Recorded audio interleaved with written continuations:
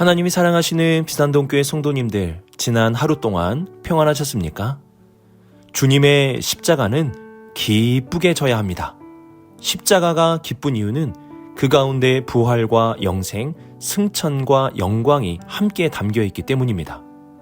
십자가 안에 담긴 이 영광과 생명을 바라보면서 우리는 항상 기뻐하며 십자가를 질 수 있게 되는 것입니다. 오늘도 주님의 말씀과 함께 기쁨으로 십자가를 질 수 있는 우리 모든 성도님들이 되시길 바랍니다. 기도하겠습니다. 사랑의 하나님 아버지, 오늘도 주님의 말씀을 듣습니다. 우리의 귀와 마음, 우리의 몸으로, 우리의 삶으로 듣습니다. 주님의 말씀을 듣고 우리 모두가 십자가의 길을 걷게 하시고 주님이 주시는 하늘의 평안과 하늘의 기쁨으로 늘 함께하여 주옵소서. 이 모든 말씀 우리 주 예수 그리스도의 이름으로 기도드립니다. 아멘. 오늘 우리에게 주시는 하나님의 말씀은 누가복음 22장 63절에서 71절까지 말씀입니다. 하나님의 말씀을 함께 읽겠습니다. 지키는 사람들이 예수를 희롱하고 때리며 그의 눈을 가리고 물어 이르되 선지자 노릇하라. 너를 친 자가 누구냐 하고 이 외에도 많은 말로 욕하더라. 나리샘의 백성들의 장로들 곧 대제사장들과 서기관들이 모여서 예수를 그 공회로 끌어들여 이르되 내가 그리스도이거든 우리에게 말하라. 대답하시되 내가 말할지라도 너희가 믿지 아니할 것이요 내가 물어도 너희가 대답하지 아니할 것이니라. 그러나 이제부터는 인자가 하나님의 권능의 우편에 앉아 있으리라 하시니 다 이르되 그러면 내가 하나님의 아들이냐. 대답하시되 너희들이 내가 그라고 말하고 있느니라. 그들이 이르되 어찌 더 증거를 요구하리요. 우리가 친히 그 입에서 들었노라 하더라. 아멘.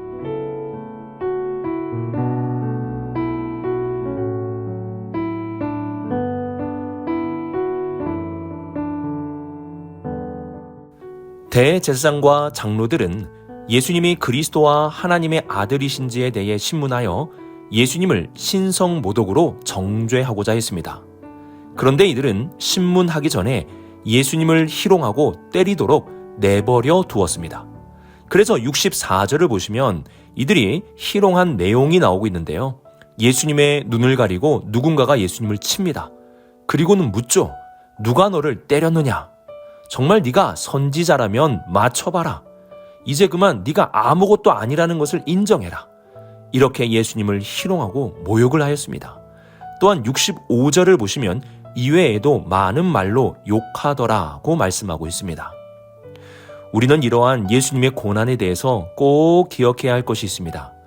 누가복음 9장 22절을 보시면 예수님은 인자가 대제사장과 장로들에게 많은 고난을 받고 버림받을 것임을 미리 말씀해 주셨습니다.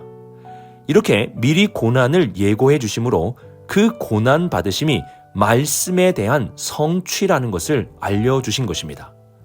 이사야서 53장에서도 알려주듯이 우리를 구원하러 오신 그리스도는 고난받는 그리스도이십니다. 예수님은 고난을 받으심으로 하나님의 말씀을 성취하고 계시는 것입니다.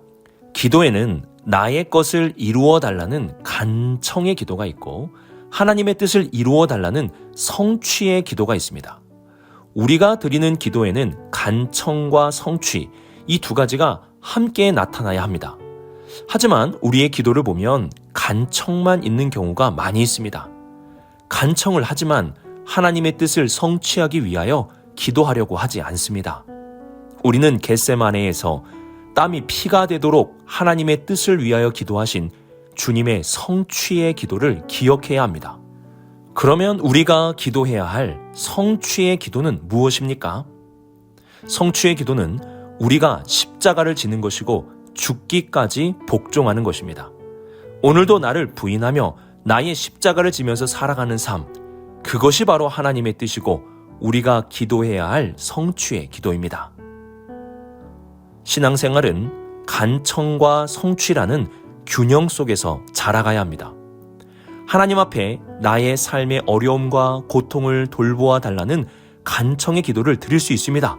우리가 그렇게 기도하면 하나님은 우리의 기도를 들어주십니다. 이와 함께 우리는 하나님의 뜻의 성취에 대한 기도를 드려야 합니다. 하나님의 뜻이 이루어지도록 오늘도 나를 부인하며 나의 십자가를 지고 하나님의 말씀을 위하여 죽기까지 복종하게 해달라고 기도해야 합니다. 예수님의 공생애를 보면 예수님께 간청하는 자들이 참 많았습니다. 그러나 하나님의 뜻을 성취해 달라는 자들은 너무나 적었습니다.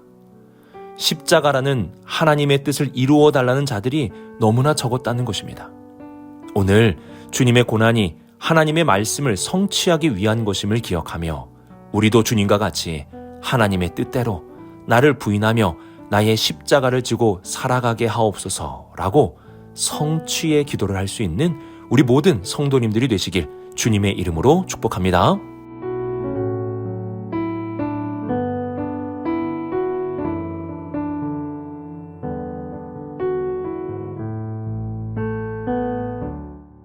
(66절을) 보시면 날이 샘에 백성의 장로들 곧 대제사장들과 서기관들이 모여서 예수님을 신문하기 위해 그들의 공회로 끌어들였다라고 말씀합니다. 이들은 예수님께 두 가지 질문을 하는데요. 하나는 예수님이 그리스도이신가 이었고 다른 하나는 하나님의 아들이신가에 대한 것이었습니다.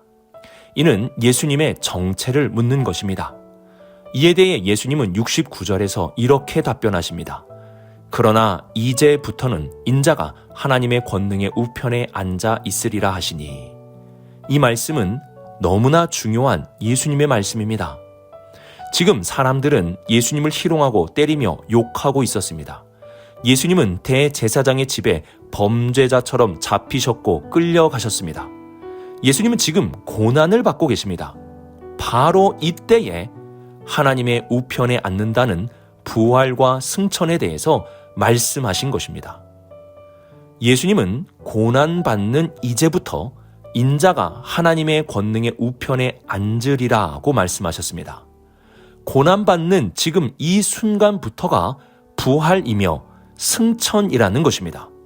즉 십자가와 부활 승천이 하나로 연결되어 있다고 말씀하시는 것입니다.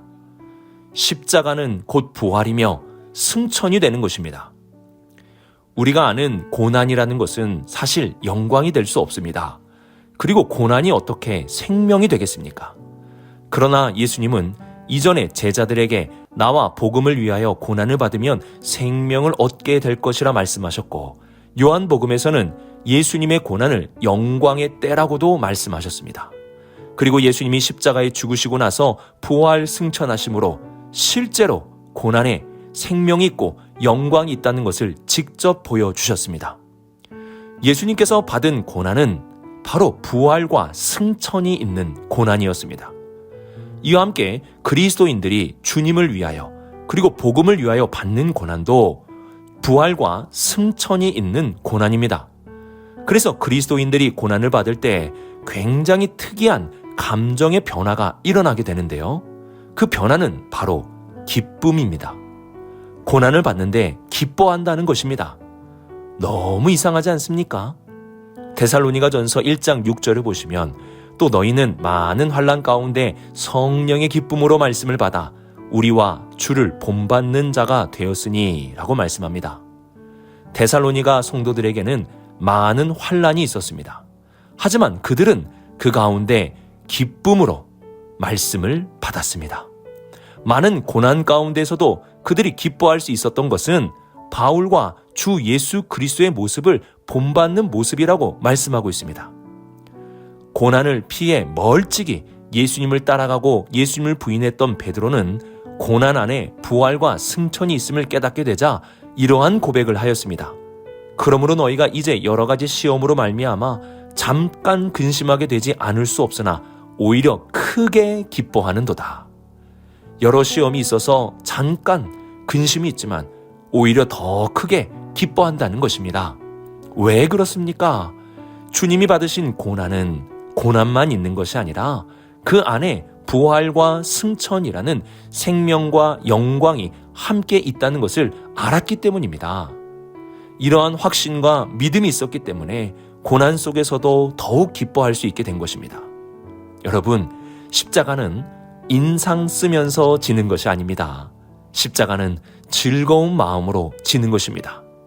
우리가 받는 고난이 주님의 복음을 위하고 주님을 위한 것이라면 그 안에 부활과 승천, 생명과 영광이 들어있기 때문에 우리는 즐거운 마음으로 십자가를 질 수 있는 것입니다.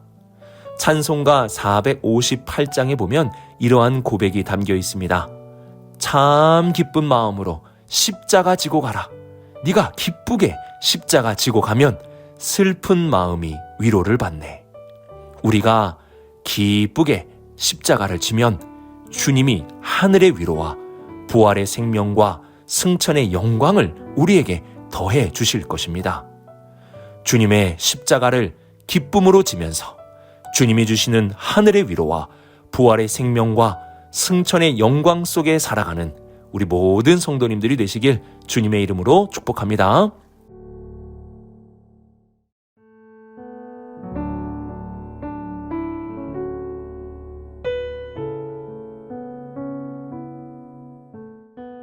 예수님이 그리스도이신가에 대한 질문에 예수님은 먼저 이렇게 답하셨습니다.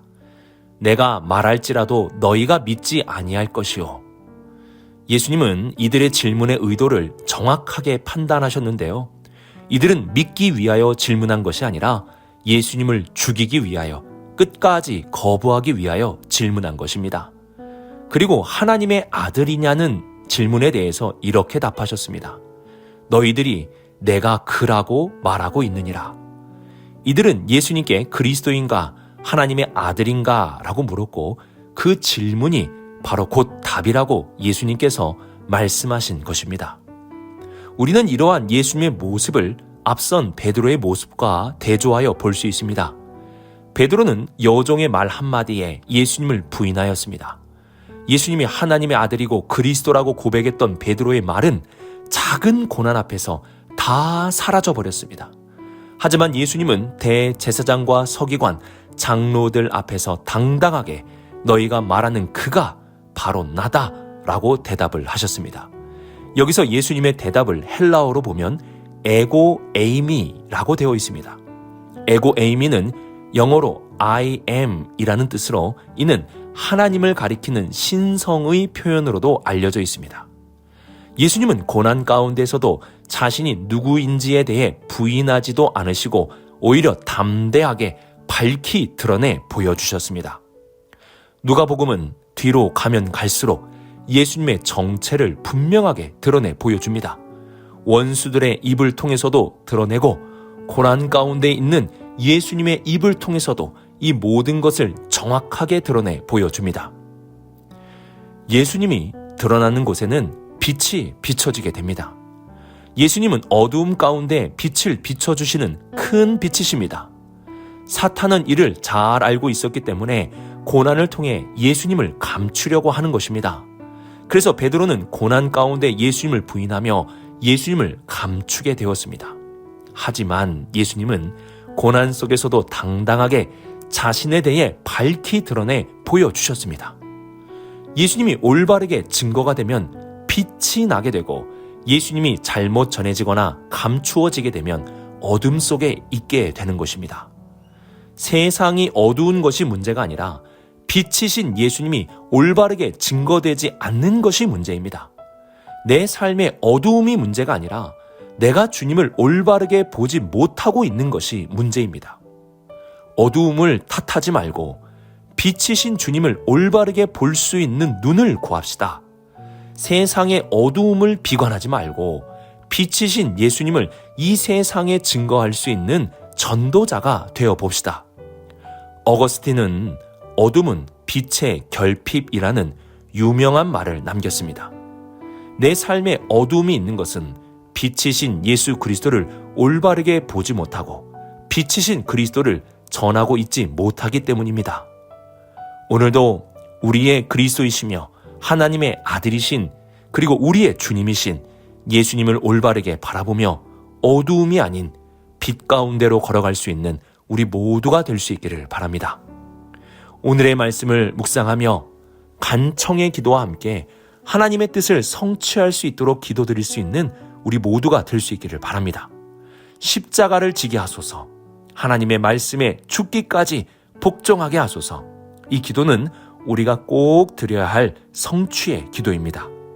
이와 함께 십자가 안에 부활과 승천이 있음을 믿고 십자가를 기쁘게 질 수 있기를 바랍니다.